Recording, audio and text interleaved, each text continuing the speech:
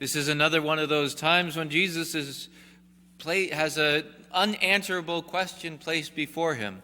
You see, we have these two groups, the Pharisees and the Herodians, who are at odds with each other. They're enemies, and they're coming together against their common enemy, because the enemy of my enemy is my friend, right?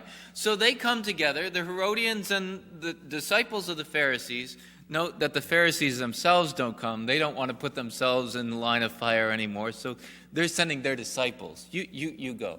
Now, the Pharisees were a group that were very stringent and strict with following the law of Moses, and then beyond that, the other laws that they have put in place in order to protect the law of Moses.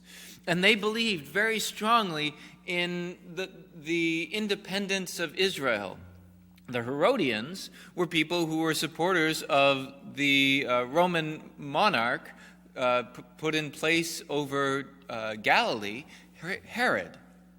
And so they wanted Herod and his lineage to be in leadership there. So they were pro-Roman, and you've got anti-Roman. Now, going against each other, rather coming together against Jesus. And so they placed this impossible question before Jesus. But first, they lather some butter on it, right? Teacher, we know that you're a truthful man. You don't care what other people think. Oh, you're just the greatest. Because flattery will get you everywhere, right? But Jesus sees through this. First thing he responds after they ask the question is not, oh, here's the answer to your question, but rather, why are you testing me? You hypocrites. He can see through the butter that they placed on it. So they ask him, is it lawful to pay the census tax to Caesar or not?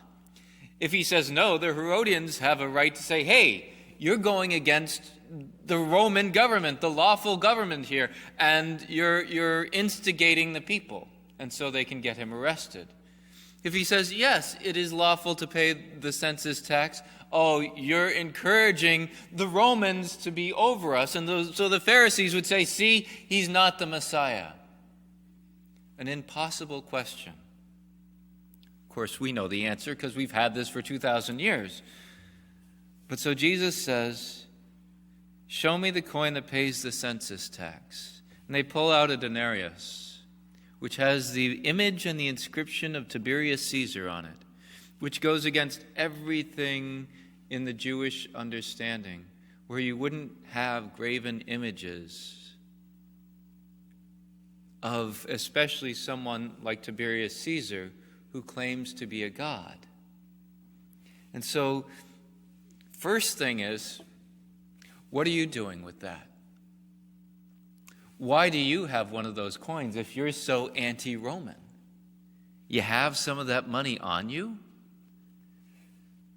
He says, okay, whose image and whose inscription? Caesar's. And then he says to them, then repay to Caesar what belongs to Caesar, and to God what belongs to God. It's Caesar's coin, and you have it. Why would it be wrong for us to pay the census tax? It's his coin anyways, and you're using it. In the midst of all this reminds us also, what are we to repay to God? What are we called to repay to God? What belongs to God? What bears the image and the inscription of God? Why, we do. In the first chapter of Genesis, the very beginning, we find out when God made us, he made us bearing his image and likeness.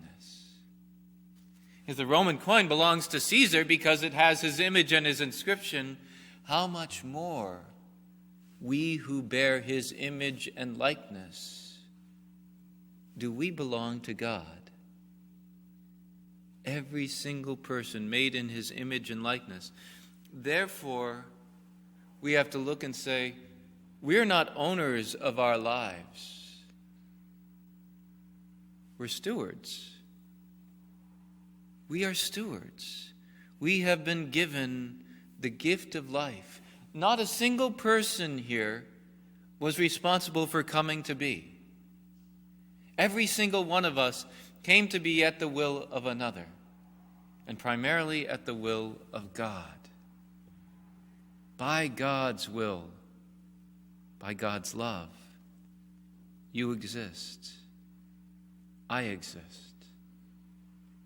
Every talent we have, all of our intelligence, everything we have is gift from God. So the question is, how are we then stewards of the gifts God has given us? Very often when we talk about stewardship, we talk about time, talent, and treasure. And now, when we talk about it in church, more often than not, it's about how do you then use this for the church, your time and your talent and your treasure. But I want to go beyond that and just say, one day we're going to come to a reckoning before Almighty God in the use of the gifts that He has given to us. And so whether you use them at St. Patrick Parish or the church at large or just in your own lives, we have to look and say, how are we using these gifts that God has given us? The gift of time. You realize time is finite. There's only a certain amount of time that any of us have in our lives. How are we using it? Are we using the time that God has given us for His glory? Sometimes that does mean, of course, relaxation and enjoying ourselves to some extent, but sometimes we can spend too much time in that. Spending too much time, for instance, some of you out there, as I'm looking out there, may spend too much time playing Fortnite. No one here, right? No, of course not. Or we spend too much time on our phones or on our computers or on the things that we're wasting time, as it says. Again, it doesn't mean that we're always working, always doing something, because the Lord has given us what? A Sabbath every week to be able to rest, to be able to worship, to be able to spend time with our families. That is not about always going. We are called to step back and to enjoy the things that God has given us. But do we waste the gift of time? I've often heard people say things like, well, I don't have time to pray. And yet you had time to watch the whole season of Tiger King. Let's be honest. There are things that are going to be building us up, and then there are things which aren't. And God is saying, can you give me some of your time? Dedicate your time to me. Last week I talked about the rosary, how that's 1% of our day if we pray the 5 decades of the rosary. Can we give God some of that time? Are we good stewards of how we use our time? Our talents. God has given each of us different talents, unique talents in different degrees. And while some seem to have more talents than others, God is saying, but I've given each of you some talent to use for my glory. Over the years, I've learned from myself that God has given me the gift of music. And I try my best to be able to use that for His glory. Others might have the gift of cooking. Boy, I've really appreciated that over the years. And God gives each of us different talents. The question is, do we use them for His glory? As we take care of our families, as we take care of the people around us, whatever it may be, maybe it's a specific skill set that we have and we've honed and we use for the ability of the work that we do, the job that we have. And do we do that for the glory of God? Think about one of my friends who tells me about how over the years he's had a job, he's lost it, he's gotten it back, or all these things. And he says, I've come to learn that God has me in this particular job for his glory. And I've got to make the use of how I'm going to use my time at this job. He says, I work hard at my job. I make sure that I do it. He's an engineer. He says, I make sure that I do the work that I have to do. But I also make sure that I spend the time getting to know the people around me. He says, a little bit harder in these COVID days, but he says, I'll go through and I'll be trying to say, okay, I got to get to know you, to know your name. And he's told me several times that he's gone, for instance, to the mailroom and he said, you're Jim, right? And says, no, Mike.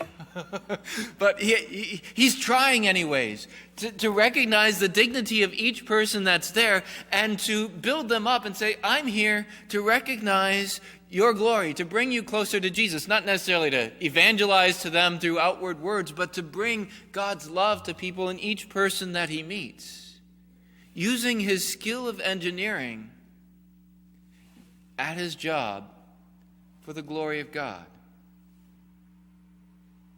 How do we use our talents? Are they things that we just use to turn in on ourselves?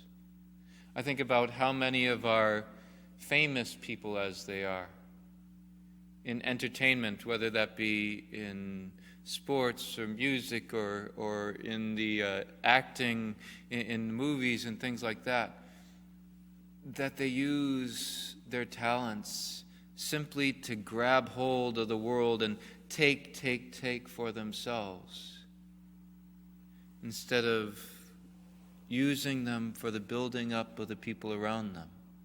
On the other hand, of course, we see many of our sports figures, sometimes they might do this before they go up to bat or other things where they are trying to give God the glory. But in our own lives, the talents that God gives us, are we using them for his glory or for ours? Are we good stewards of the talents that we have? Finally, treasure. Time, talent, and treasure. Are we aware of how we use our money? When I think about the amount of money that we spend on entertainment, and again, I'm not saying entertainment is bad. It's good to have a certain amount of entertainment. But when we look at who makes the most money in our culture, it's the entertainers, whether they be sports figures or musicians or movie stars or whatever. And they can be getting that money because we pour all that money that we have into that. And entertainment can become a god. So we have to look and say, how am I using my money? Is it strictly for my own entertainment? Which, when done to the extreme, is a very selfish thing. Or am I using my surplus to build up others? Whether it be, for instance, tithing to the church or helping with the food pantry or someone who's poor, or maybe you have a neighbor who's in need and you're trying to help them through their struggles. But are we using our treasure for the glory of God? I know this was one of the things that really has come home to me over the last few weeks, as the Lord has really been convicting me and saying, what are you using your money for? And while I've always tried to be generous, I also recognize there's a lot of waste that I've been doing, a lot of stuff that's just, why am I spending money on this? Why am I wasting my money? The Lord has really convicted me and said, you need to really be looking and saying, how are you using that for the building up of the kingdom?